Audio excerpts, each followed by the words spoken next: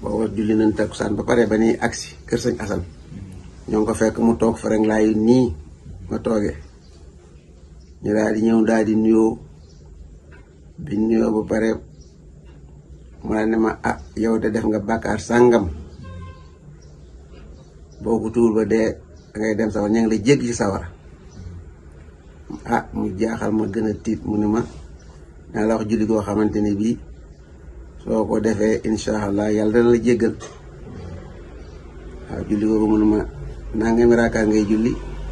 raaka bu ne nga tare saar sàngam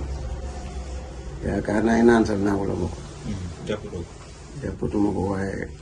naa ansal naaw daal la waxoon ñaar raaka benn bu ne xaw ma ñetteel xaw ma ñaar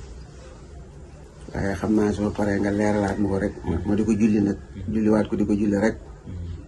waaw incha allah waaw yàlla dogal daal mu wax ma loolu bi ma waxee loolu nag ah daal di may ñaanal bi may ñaanalee bàyyi naa ko fa ak Habib Diop nag ndax damaa yónni woon ca néeba ab bindukaay bu ma ñëwee leen ma binduloon sànna tàq wasi mu ne ma dee ko wax lu bari lii maa ngi ko gis ñu bind ko ci juróom-ñaareel bi asamaan